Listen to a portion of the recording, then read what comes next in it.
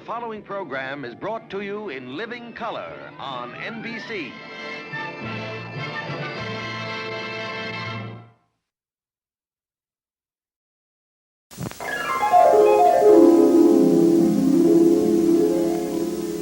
A CBC color presentation. In the eighth.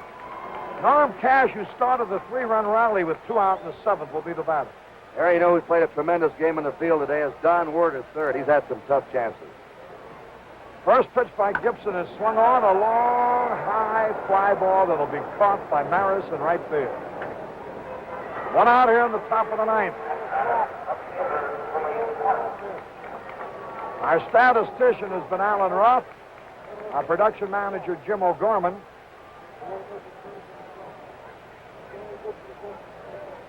Our videograph operator has been Bill Rose, assisted by Arnie Reef.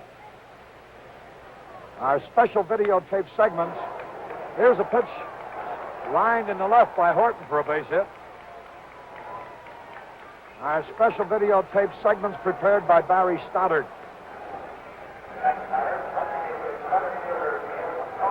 So Willie Horton gets his second hit of the ball game. He's at first base with 1 out. Tigers now have out-hit the Cardinals 6-4. I think the Tigers may want a pinch runner. Somebody comes running out of that gate in left field. Like Suzuki. Willie Horton leaves the game. And it is Dick Suzuki who's running into the Tiger dugout.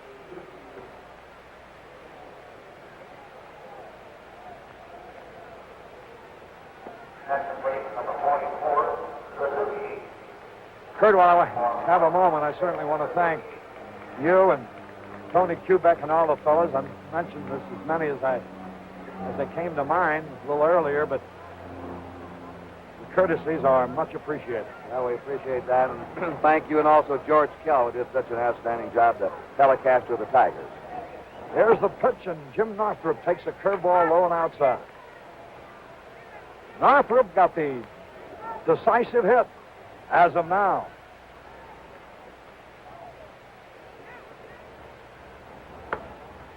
Foul out of play. Northrup has tied Kaline for RBIs with 8.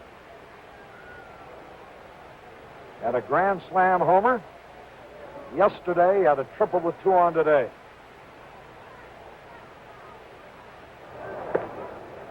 Fastball low.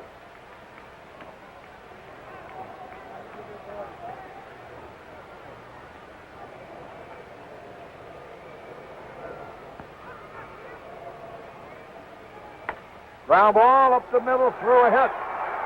Here's Krzyzewski racing to third, and he'll make it. And the Tigers threaten to add more.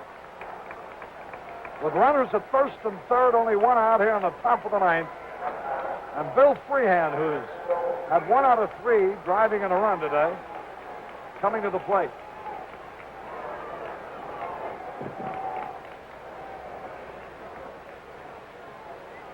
Freehand's had only 2 hits in the series, but each has driven in a run.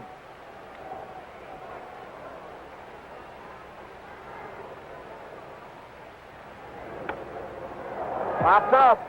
Foul territory of Cepeda. 2 out. We also want to give credit to the Commissioner of Baseball, William D. Eckert, Joe Reichler, the Director of Public Relations, Charlie Seeger, the Secretary-Treasurer, and Monty Irvin, the Commissioner's Office. The job they've done in the series, to Bing Devine, Jim Tooney of the Cardinals, Shane Deans, the manager, and to Augie Bush, the owner. Here's downward, line drive, base hit, a run is in. Work singles to center. He's had 2 hits in the series, both were off Bob Gibson. It's 4-0 Detroit now.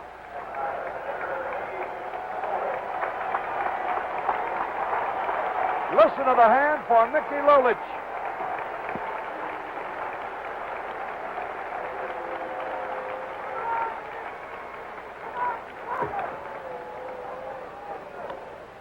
Pops it up.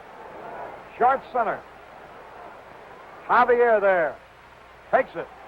And it's 1 run, 3 hits. No errors, 2 left. Going to the bottom half of the 9th inning. It's Detroit 4, St. Louis nothing. Defensive moves being made. Euler goes to shortstop.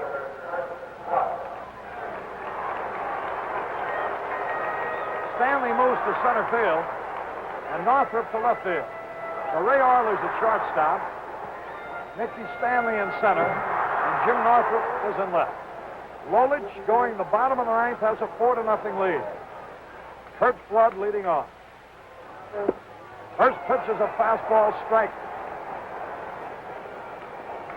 I know the Tiger owner, John Fetzer, an old boss of mine, worked in Kalamazoo, must be happy, along with the general manager, Jim Campbell, and publicity director, Hal Middlesworth.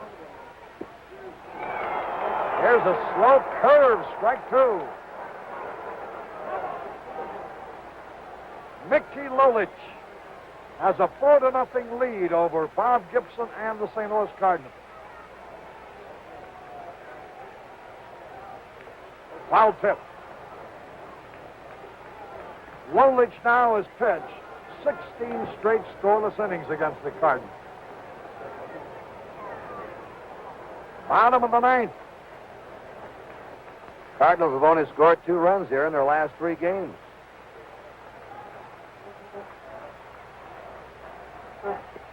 The curve is low. 2 strikes and a ball.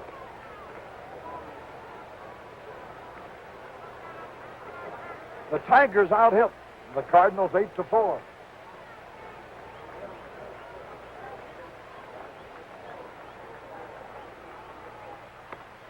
Line drive, and Euler makes the grab. That Tiger infield has played some game behind Lolich today. They have fielded brilliantly. Here's Cepeda with 1 away. The Tigers have shown the world why they won the American League pennant.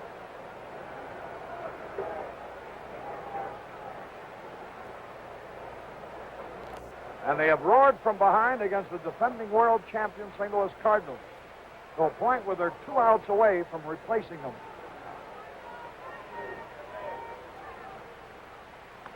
Popped up. Cepeda on the first pitch. 3 and under the ball. He's got it.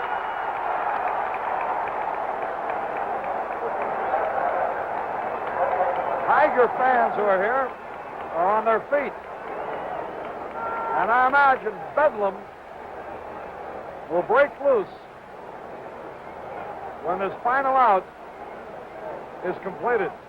Going to be some automobile horns squawking in the Motor City.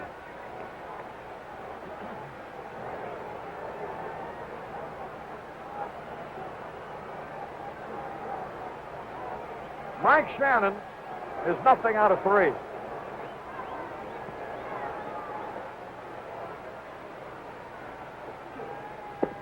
Fastball low.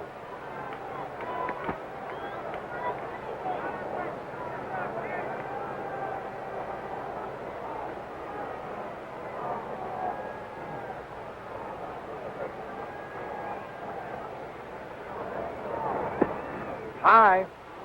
Ball 2. 2 balls, no strikes, 2 outs.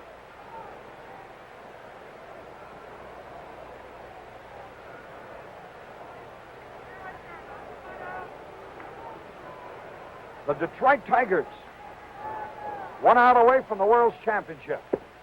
Fastball in there. Harry, we can't see the bullpen. The Tiger bullpen delegation is no longer out there. They're beyond the wall, but they're looking through a gate. But I don't believe they've had a man warming up today. So confident have they been in Lolich.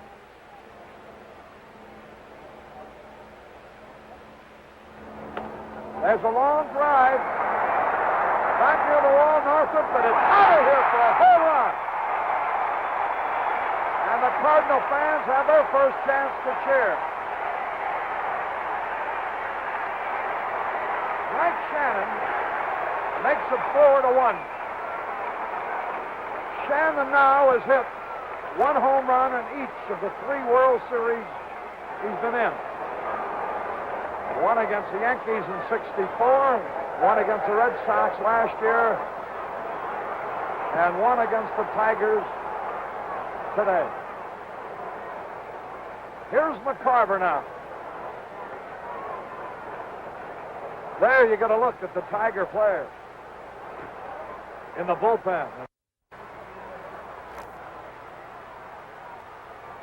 McCarver pops up.